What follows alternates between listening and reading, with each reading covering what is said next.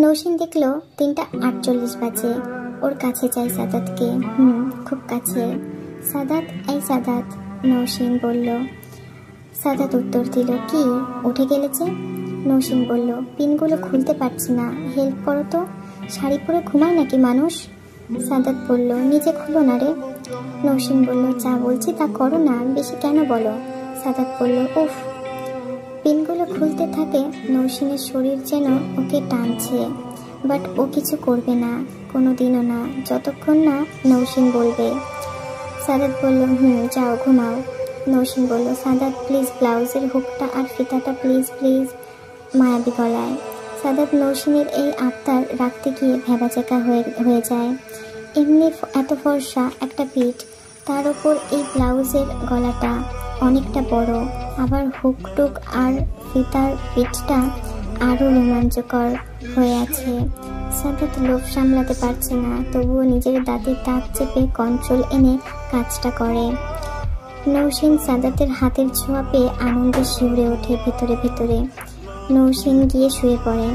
সাদাত এসিটা অন করে। নৌসিন বলল, এই ছেলে প্লিজ শুয়ে পড়ো না, আমার একা একা খুব ভয় লাগে ঘুমাতে। সাদাতেরও ঘুম চলে আসছে, তাই শুয়ে পড়ল। নৌসিন বলল, সাদাত, এই সাদাত, ঘুমালে নাকি? সাদাত বলল, না, বলো। নৌসিন, ঠান্ডা লাগছে আমার।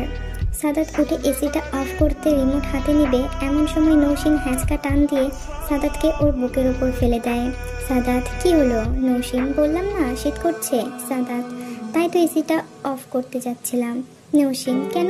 আমি তো জানতাম বউয়ের শীত লাগলে ওর বর উষ্ণতা দেয়, গরম লাগলে ঠান্ডা করে দেয় নাকি, তবে তুমি এসি অন অফ করো কেন?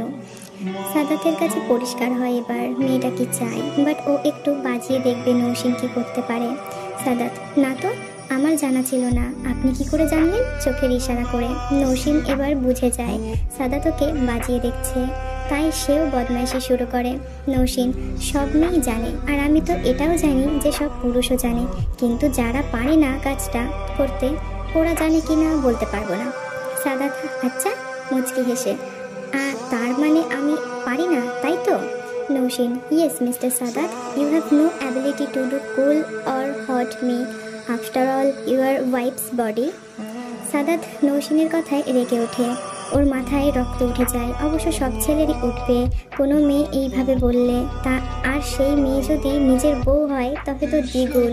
Saadat, hey lady, stop, you have on idea that what can do even about my ability, so stop this. Nausheen, ওফ, ছাড়ো তো।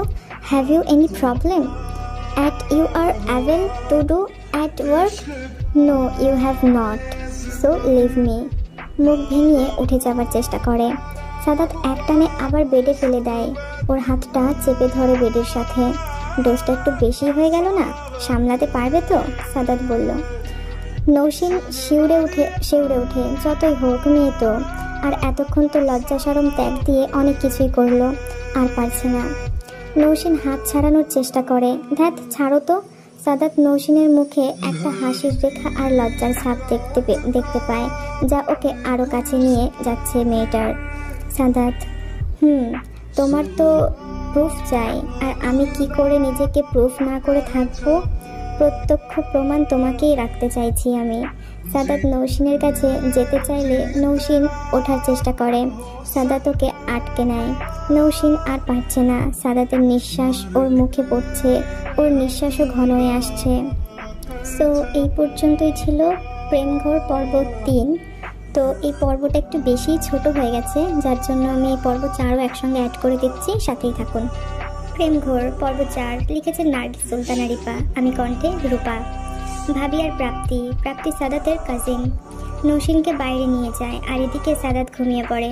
ভাবি নৌসিনকে সবার সাথে দেখা করায়। নৌসিন বাসার টুকটাক কাজে হাত লাগায়। নিপা, কি ব্যাপার নৌসিন, রাতে ঘুম কেমন হলো? দুষ্টুমি করে। ভাবি, কি যে বলিস নিপা তুই, গিয়ে দেখ সাদাত এখনও ঘুমায়। রাতে ঘুম হলে কি আর এখন ঘুমোতো নাকি?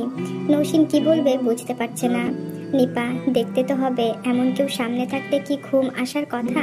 ভাবি, যা বলেছিস। নৌসিন মুচকি হেসে ফেলে লজ্জায় পড়ে যায়। ভাবি, হয়েছে, আর লজ্জা পেতে হবে না, ঘরে যাও তুমি এখন নাকি? নৌসিন, না না ভাবি, থাকি না এখানেই তোমাদের সাথে, তাছাড়া একটু কাজ করলে সময়টাও ভালো কাটবে। নিপা আচ্ছা থাকুক তবে। ও নৌসিন, তো কোনো সমস্যা হলে বা কিছু লাগলে ভাবি বা আমাকে সাথে সাথে জানাবা, কোনো ফর্মালিটি করার দরকার নাই, কেমন? নৌসিন জি আপু। ভাবি এই নৌসিন, লুচি ভাজতে জানো? নৌসিন হ্যাঁ ভাবি, তুমি এই দিকটা দেখো, আমি বাকিগুলো ভেজে দিই। ভাবি ওরে নতুন বউ, একদম এত পাকামো করতে হবে না, হাতে হঠাৎ লেগে গেলে দেবর মশাই পাগল হয়ে যাবে। নৌসিন কিছু হবে না ভাবি, দিয়েই দেখো না। সাদাতের মা রান্নাঘরে এসে যায়, ওদের কথা শুনতে পায়। নানা বড় বৌমা, এইটুকু মেয়ে, ওকে এইসব করতে দিও না। নৌসিন শাশুড়িকে সালাম করে। এই প্রাপ্তি, নৌসিনকে ওর রুমে দিয়ে আয়। ভাবি বলল নৌসিন যাও এবার, অনেক কাজ হয়েছে, রান্না তো শেষই প্রায়, তুমি দেখো সাদাত উঠলো কিনা, ওকে নিয়ে নিচে এসো, আমি আর নিপা খাবার রেডি করছি। নৌসিন রুমে চলে যায়, সাদাত ঘুমাচ্ছে। নৌসিন নিজের ফোনটা হাতে নিয়ে ওর মায়ের কথা ভাবতে থাকে, ফোন করেও ফেললো। হ্যালো মা, তুমি তো আমাকে একটাবারও মনে করলা না, একদিনেই এই অবস্থা? না না মা, কি বলে, আমি তোকে ফোন দিতাম একটু পরে সকালবেলা, তাই দিইনি। এখন তো বল বাই। আচ্ছা কি করিস মা, বাসার সবাই কেমন রে, কোনো সমস্যা হচ্ছে না তো? এই তো বসেই আছি, আর কোনো সমস্যা নেই মা, সবাই খুব ভালো। মা বাবা কোথায়? তোর বাবা বাইরে গেল কিছু কেনাকাটা করতে। ও, আর তুমি কিন্তু আসবা বিকেলে সবার সাথে। আমি কি করে যাব বলতো, তুই সবার সাথে আসবি, আমার তো এইদিকে আবার সাদাতের জন্য কত কিছু আয়োজন করতে হবে। ওফ মা। নৌসিন কথা বলতে বলতে সাদাত উঠে যায়, নৌসিনের কোলে হঠাৎ মাথা রাখায় চমকে যায় ও। নৌসিন, নৌসিন নে, তোর ভাবির সাথে কথা বল। দাও। সাদাতের চুলহায় হাত দিতে দিতে, কেড়ে ননদিনী কেমন হলো? কিছুই হলো না ভাবি। সাদাত নৌসিনের পেটের দিকে নিজের মুখ এগিয়ে নিয়ে যায়, নাক ডুবিয়ে দেয়। নৌসিন ফোনে কথা বলছে, তাই সাদাতকে কিছু বলতে পারছে না, হাত দিয়ে ফেরানোর চেষ্টা করে বৃথা হয়। সাদাত হঠাৎ নাভিতে চুমু দিয়ে দিল, শিউরে ওঠে নৌসিন। কিছু হয়নি মানে কি? নৌসিনের ভাবি। নৌসিন সাদাতের জন্য ভালোভাবে কথা বলতে পারছে না। তো ভাবি, এই শোন, আমি ফোন রাখলাম, আগে বাসায় আয়, পরে তোকে দেখছি, বলেই ফোন রেখে দেয়। কি ব্যাপার, এমন কেন করছো? ফোনে কথা বলছিলাম তো। আদর করছিলাম একটু। ওহ তাই? ঘুম শেষ আপনার? জি ম্যাডাম। এই চুলগুলোতে ভালোভাবে হাত লাগাও তো। সাদাত বলল। ইস, পারবো না। নৌসিন বলল। পারবা না মানে? পারবো না। ওকে ছাড়ো, লাগবে না, একটু লিপস্টিক খেতে দাও। কি, সেটা খাবার জিনিস? খুব টেস্টি। ওকে আনি তবে। উঠে চলে যেতে যাবে, সাদাত হাত ধরে ফেলে। কি হলো, কই যাও? তুমি তো বললা লিপস্টিকের কথা।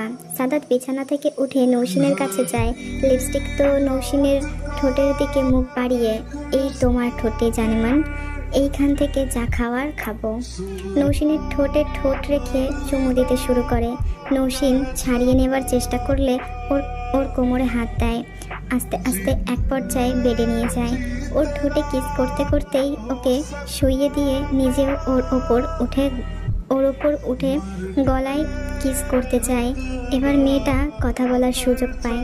সাদাত কি করছো? না, আদর করছি। ছাড়ো আমায়, কেউ এসে যাবে, দরজা খোলা তো। কেউ আসবে না। এবার আমারটা দাও। কি দিব তোমায় আমি? ভাবি খাবার জন্য ডাকতে পাঠালো তোমায়, আর তুমি শুরু করলা এইসব। এখন সরো, কেউ এসে গেলে সব শেষ।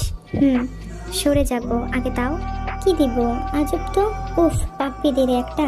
ও আচ্ছা, দিব না, তবে ছাড়লাম না। দরজা অন থাক এইভাবেই। শক্ত করে চেপে ধরে নৌসিনকে। আচ্ছা দিচ্ছি। নৌসিন নিজের মুখ বাড়ায় সাদাতের দিকে। এক মুহূর্তে ঘুরে চলে যায় দুজন। ভাবি, ও ভাবি, নিচে চলো।